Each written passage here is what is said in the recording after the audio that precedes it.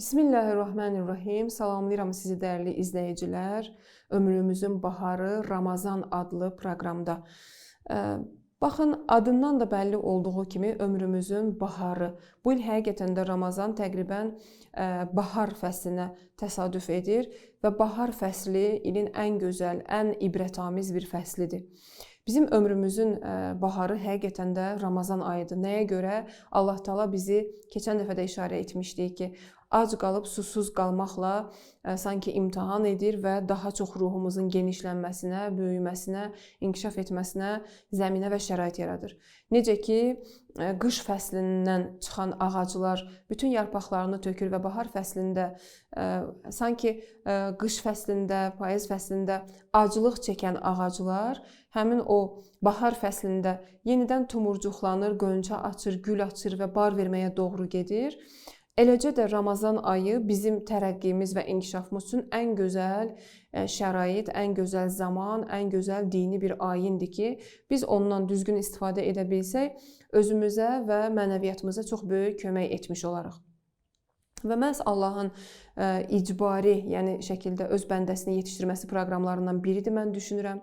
Əgər insanın öz öhdəsinə buraxılsaydı ki, istəsə oruç tutsun, istəməsə tutmasın Ramazan ayında, o zaman mən bilirəm ki, çoxlarımız bəlkə də orucdan istifadə etməzdik Allaha yaxınlaşmaq üçün.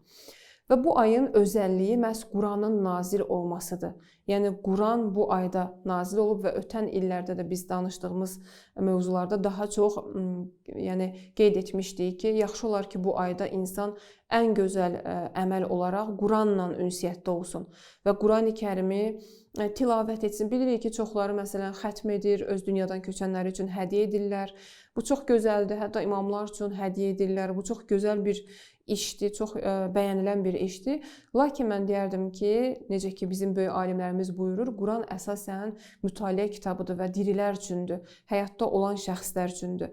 Nə qədər ki biz həyatdayıq, bu Qurandan gözəl şəkildə istifadə etməliyik və bunun üçün də ən yaxşı vaxt və zaman məsələ Ramazan ayıdır. Nəyə görə Ramazan ayı? Çünki həmin Ramazan ayında Quran nazil olub, təkmil olub, kamilləşib və həmin Ramazan ayında biz Quranı başımıza qoyub Allaha and veririk ki, günahlarımız bağışlansın. Bizim günahlarımızın bağışlanmasına şərtlərdən biri budur ki, biz həmin başımıza qoyduğumuz Quranın içindəki ayələrdən xəbərdar olaq və ona əməl etməyə çalışaq. Nə üçün? Çünki bu eyni zamanda Qurani-Kərim Allahın bizə bəxş etdiyi ən böyük möcüzələrdən biridir, ən böyük nemətlərdən biridir, ilahi və səmavi bir kitabdır. Eyni zamanda da Peyğəmbərimizin bizə qoyduğu əmanət və vəsiyyətdir. Biz baxdığımız zaman görürük ki, Səqələyn hədisi barəsində biz çox mövzularda danışmışıq. Səqələyn hədisində məhz Peyğəmbərimiz buyurur ki, mən sizə iki böyük əmanət qoyuram. İki şeyi sizə tövsiyə edirəm ki, mən istəyirəm sizə hədisin özündən qeyd edim ki, Peyğəmbər dünyadan köçən zaman belə buyurur: ey müsəlmanlar, mən sizə 23 il Peyğəmbərlik etmişəm və siz də məni qəbul etmişsiniz. Həqiqətən mən Allah tərəfindən dəvət olunmuşam və yaxın vaxtlarda da o dəvəti qəbul edəcəm. Odur ki, mənim sizin aranızda iki ağır əmanət qoyub gedirəm. Sizə çox-çox təkid edirəm, məndən sonra o iki şeydən ayrılmayın. Yəni, bu iki şeydən möhkəm yapışın. Mehriban və mərhəmətli Allah mənə xəbər vermişdi ki, bu iki şey cənnət hovuzunda, yəni Kövsər hovuzunun başında mənə qovuşana qədər bir-birindən ayrılmaz. Yəni, bu iki əmanət ki, sizə qoyuram, bunlar bir-birinə bağlıdır, bir-birindən ayrılmaz bunlar. Diqqətli olun, görün məndən sonra bu iki əmanətlə necə rəftar edirsiniz? Necə yanaşacaqsınız bu iki əmanətə? Siz bu iki əmanətdən nə qədər möhkəm yapışsaz, heç vaxt öz yolunuzu azmayacaqsınız.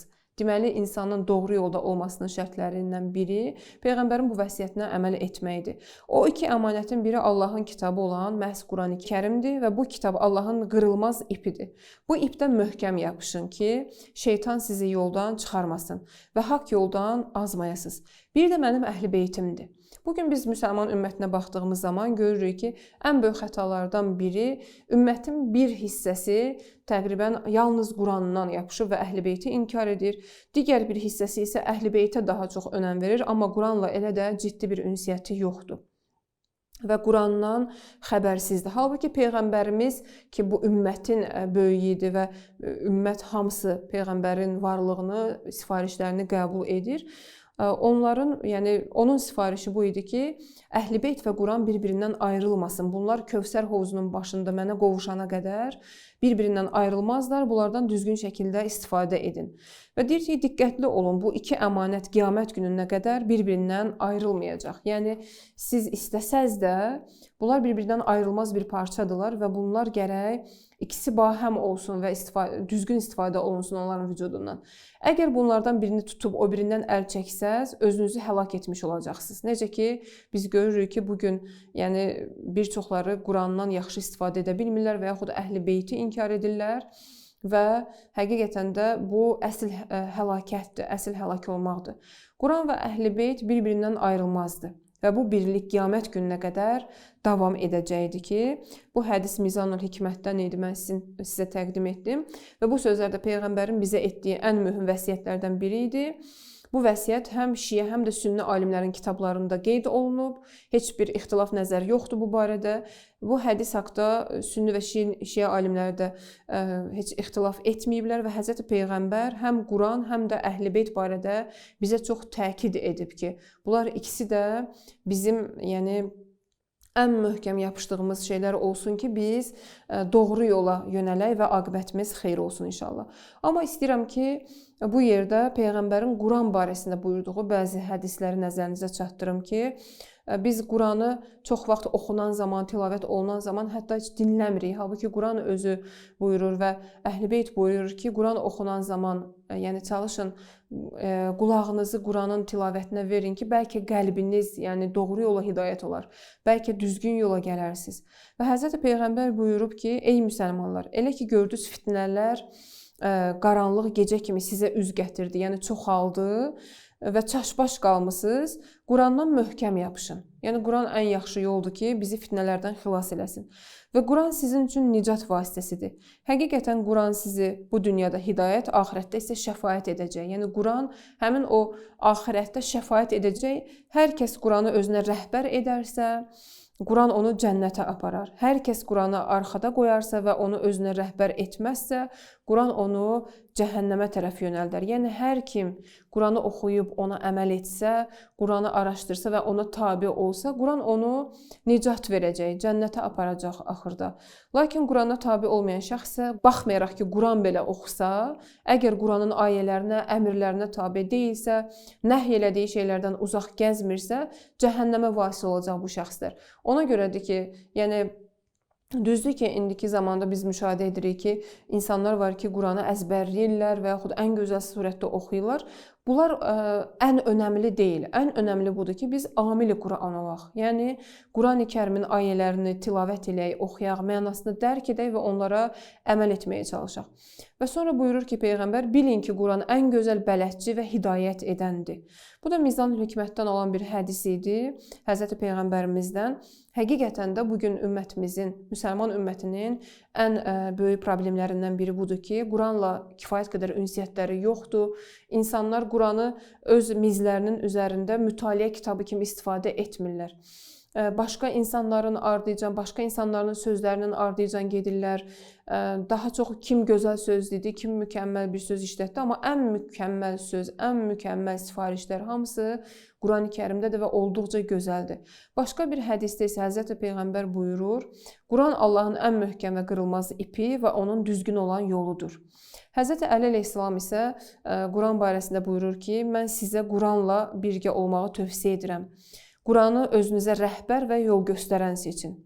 Yəni, bu Əli əleyhissalamın sifarişlərindəndir ki, Quranı rəhbər kimi və yol göstərən kimi sifariş və tövsiyə edir bizə və bilirik ki, Həzrət Əli əleyhissalama natiq-i Quran deyilirdi. Ümumiyyətlə, bizim imamlarımıza 14 məsum natiq-i Quran idi. Yəni, onlar eyni ilə Quranın misdaqı idilər. Yəni, Qurana ayə ba ayə əməl edən canlı Quranlar idi sanki. Ona görə Peyğəmbər deyir ki, əgər siz Quranı tərk eləsəz və yaxud Əhl-i-Beyti tərk eləsəz ikisindən birini, həlakətə doğru gedəcəksiniz. Nəyə görə? Çünki Qurandan başa düşmədiyimiz hər bir şeyi bizə Əhl-i-Beyt izah izah verib. Əhl-i Beyt yəni təfsir edibdi ki, bu ayə nəyi çatdırır, bu ayədə bizə nələr məlum olur.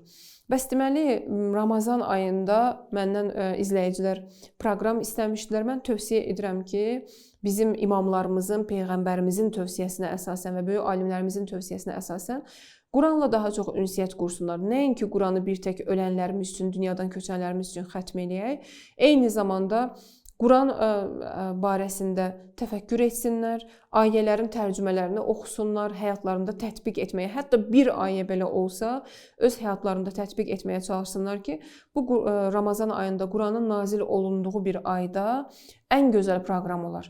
Və Allah da bu proqramı bizdən inşallah ki, qəbul edər və bəyənər. Və mən deyərdim ki, hətta Ramazan günlərində, Ramazan ayı günlərində iftardan sonra çox şirin olur ki, insanlar toplaşsın, həm çay süfrələrində toplaşırlar, iftar süfrələrində toplaşırlar.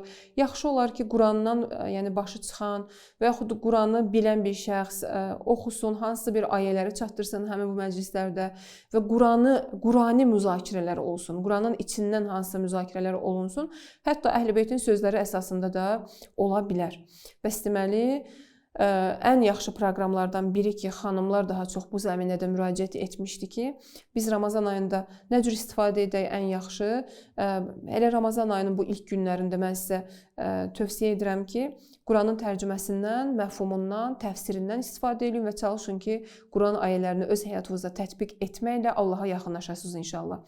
Gələn dəfə daha maraqlı mövzularda suallar olacaq ki, hansı ki, tamaşaçılar tərəfindən bizə yönəldilib, inşallah ki, cavablandırmağa çalışacaq. Allah ibadət və itaətlərinizi qəbul eləsin. Vəssalamu aleykum və rəhmətullahi və bərəkətuhu.